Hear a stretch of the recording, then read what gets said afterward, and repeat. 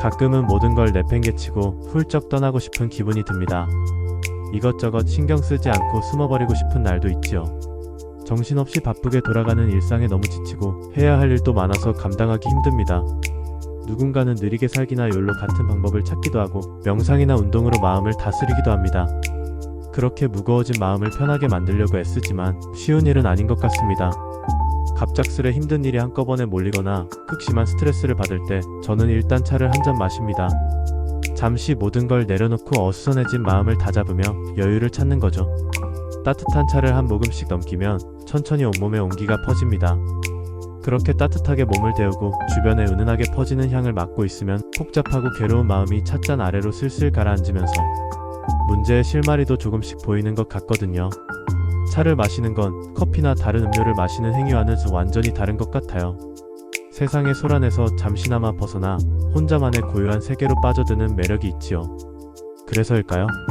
많은 역사적 인물도 차를 사랑했다고 합니다. 특히 나폴레옹의 단 하나뿐인 취미가 바로 차 마시는 일이었다고 하죠. 하루에 겨우 4시간만 자면서 온종일 유럽 정복의 꿈을 꾸었던 야심가였지만 차를 마시는 시간만큼은 마음을 편하게 내려놓았겠지요. 마음이 편할 때나 편치 않을 때나 차를 마시는 시간은 늘 온화한 매력을 갖고 있습니다. 사람과 사람이 만나 편안하게 이야기를 나누게 하는 힘도 깃들어 있죠. 이러한 차의 매력을 김소연 시인은 마음사전에서 이렇게 표현합니다. 충분히 건조되었을 때에야 온몸으로 응축하고 있던 향기를 더 향기롭게 퍼뜨리는 뜨거운 차 한 잔처럼 사람의 마음과 마음이 마주한 시간도 그와 같다. 향기롭게 발산하기 위하여 나에겐 언제나 따뜻한 물과 같은 당신이 필요하다. 마음을 차향기에 비유한 이 글을 읽고 있노라면 왠지 온몸이 차를 마실 때처럼 따뜻하게 데워지는 것 같습니다. 우리에겐 이처럼 따뜻한 물 한 잔 같은 존재가 필요합니다. 그건 가족이 될 수도 있고 친구가 될 수도 있고 자기 자신이 될 수도 있어요.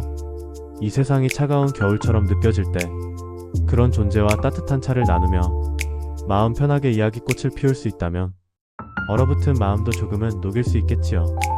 인생의 행복은 별다른 게 아닙니다. 이처럼 따뜻한 차 한 잔의 여유를 아는 삶, 나아가 좋은 사람과 그 시간을 함께 나누는 삶이 바로 행복한 삶이겠지요.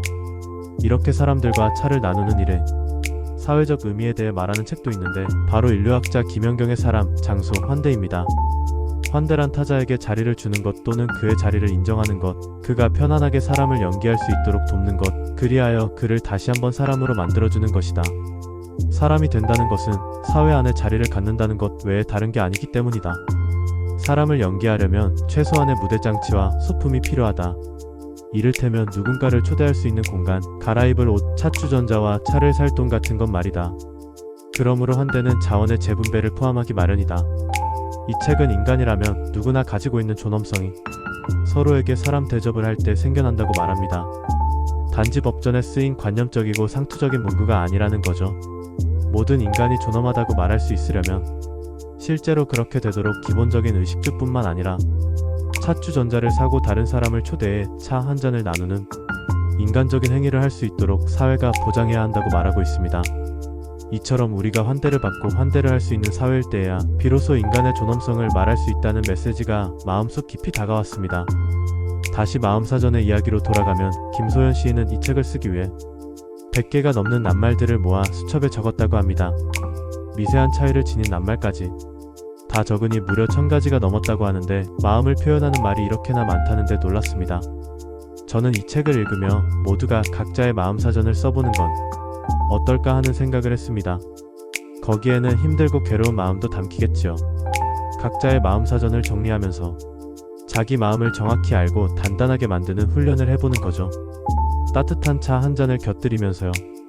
하루하루 정신없고 마음에 여유가 없을수록 이런 마음 훈련은 더더욱 필요합니다. 정말 바쁠 때도 있겠지만 매일 바쁘기만 하다면 문제가 있는 거죠. 불필요한 일을 너무 많이 신경 쓰고 있을 수도 있고요. 그런 일은 아예 신경을 꺼버리는 것도 좋은 마음 훈련 방법 중 하나입니다. 바로 마크 맨슨이 신경 끄기의 기술에서 추천하는 것처럼 말이지요. 문제를 피하거나 아무런 문제가 없는 척하면 불행해진다. 해결 못할 문제가 있다고 생각해도 역시 불행해진다. 중요한 건 처음부터 문제밖에 자리하는 게 아니라 문제를 해결하는 거다. 행복하려면 우리는 뭔가를 해결해야 한다. 그러므로 행복은 일종의 행동이며 활동이다. 행복은 가만히 있으면 주어지는 것이 아니다. 맨스는 우리가 좀 더 편하고 행복하게 살기 위해서는 쓸데없는 걱정을 줄이고 꼭 필요한 걱정만 해야 한다고 말합니다. 불필요한 걱정이 많아지면 꼭 필요한 걱정을 못하게 됩니다. 정작 중요한 문제를 해결할 수 없게 되는 거죠.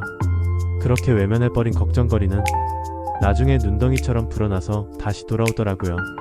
이 책은 우리가 모든 일에 신경을 꺼야 한다고 말하는 게 아니라 꼭 필요한 일에만 신경을 써야 한다는 점을 잘 말해줍니다. 행복은 가만히 주어지는 것이 아니라 제대로 된 연습과 실천을 통해 누릴 수 있는 것입니다. 가족이 행복해지기 위해서는 배려와 사랑이 필요하고, 틀어진 친구 관계를 회복하기 위해서는 오해와 갈등을 풀어야 하며, 우리가 보다 행복하기 위해서는 엉뚱한 문제를 풀고 있거나 직면한 문제를 회피해서는 안 되고 적극적으로 부딪혀서 해결해야 합니다. 처음에 가끔씩 모든 걸 내팽개치고 훌쩍 떠나고 싶은 기분이 든다는 이야기를 했습니다. 차를 마시는 시간은 다시 말해 인생에서 정말 중요한 게 뭔지 분명히 알아가는 시간입니다. 신경 꺼도 되는 일에 신경 쓰느라 정작 중요한 걸 놓치고 있거나 외면하고 있다면 결코 행복할 수 없으니까요. 그렇다면 신경을 써야 되는 일과 신경을 꺼도 되는 일은 어떻게 구분할까요? 심리치료사 크리스텔 프티콜랭의 나는 생각이 너무 많아는, 우리가 편하고 행복하게 살고 싶다면 가장 먼저 자기 자신을 돌보고 사랑하라고 말합니다. 자기 사랑이 가장 먼저다. 자존감의 중심에는 무조건적인 자기 사랑이 있다. 자기애는 자존감의 가장 뿌리 깊은 토대다. 사람은 자기에 대한 사랑으로 인생의 모든 시련을 버텨낸다. 내 문제가 아닌 다른 문제로 생각이 너무 많거나 신경 쓰지 않아도 될 일의 여유를 뺏겨 정작 자신을 돌보지 못한다면 삶은 불행해집니다. 행복과 불행은 결국 스스로 만드는 것입니다. 내면에 있는 아이를 어루만지고 토닥이며 사랑해주세요. 그래야 우리는 어떤 시련에도 흔들리지 않는 단단한 힘을 기를 수 있습니다. 인생의 행복과 불행은 결국 내 마음이 결정하는 거니까요. 우리 차 한잔할까요? 세상의 추위에 차갑게 얼어붙은 당신에게 마음을 담아 따뜻한 차 한 잔 드리겠습니다.